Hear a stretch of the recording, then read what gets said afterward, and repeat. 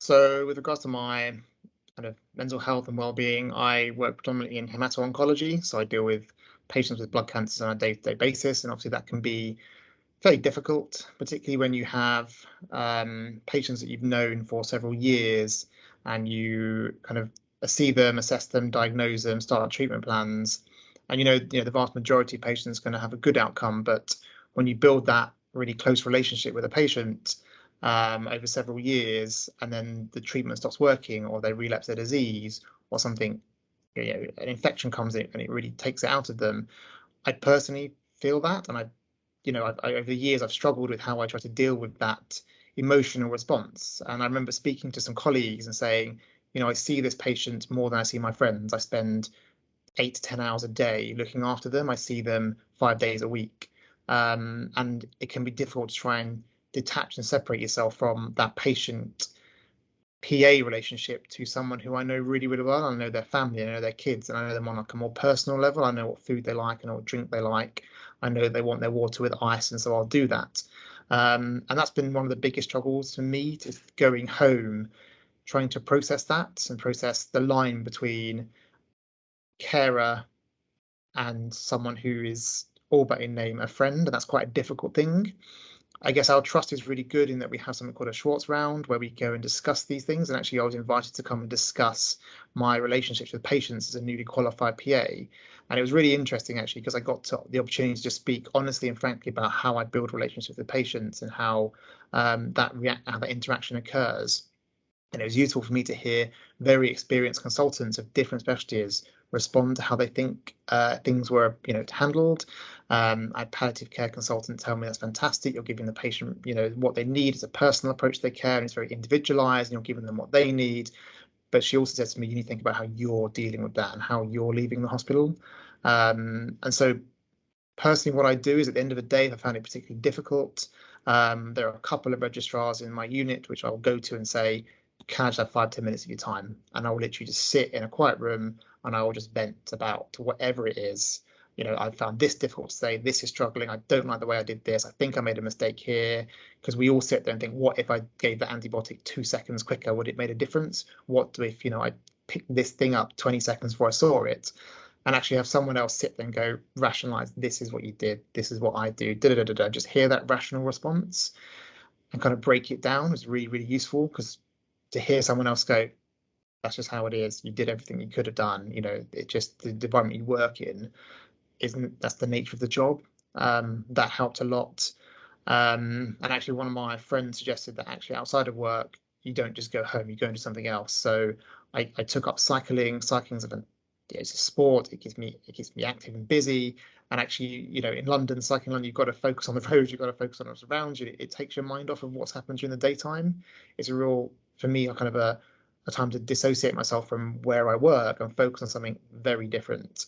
And actually that was super useful. Initially I hated it, and I hated cycling in London, and I was, a bit nervous about it, and I wasn't as fit as I thought I was, and that was frustrating. But actually now I'm like, it distracts me, and it gets me to put my mind in I've gone from work, I've cycled home, and now I'm home, and I've completely separated the work home environment, and I'm able to continue that because I have that physical change in my environment, physical attachment.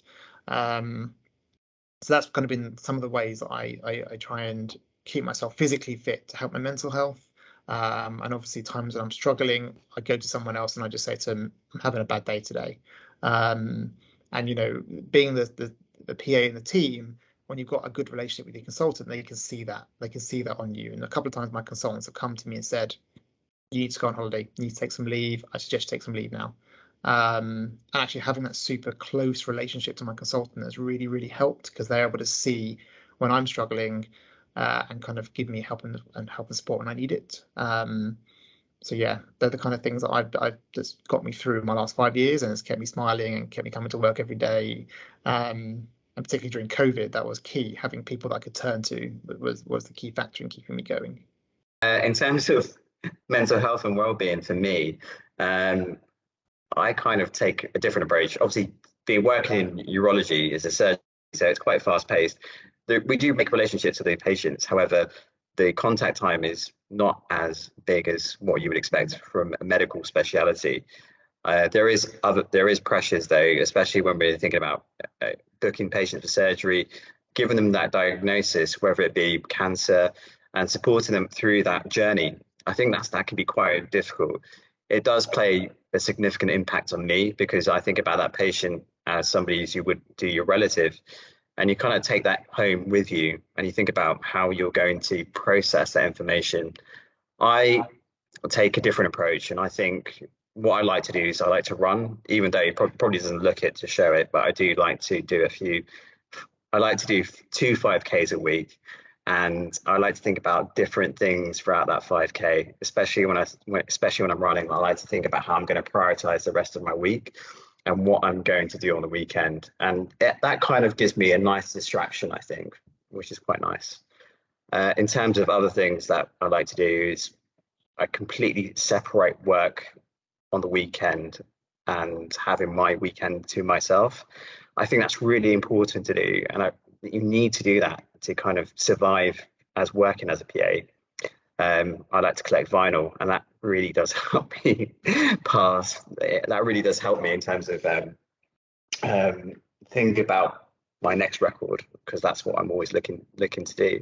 In terms of holidays, I think that's really important to have something to look forward to, especially when you're working so hard. You need to have something to look forward to in a few months, albeit you're going to be working for the rest of your life. You need to start planning when your next holiday is, and I think that's quite important. As much as we all love to go to work, we need to have that downtime to ourselves, and that's can be quite important. Yeah, I think the having your weekends to yourself is something that I didn't do initially. So when I first started, I had my emails on my phone. I was checking my emails over the weekend. How's that patient doing? Oh, I've seen this person's been admitted. Let me just let the reg know this is what happened on their last admission, just in case, it's easier for me to tell them.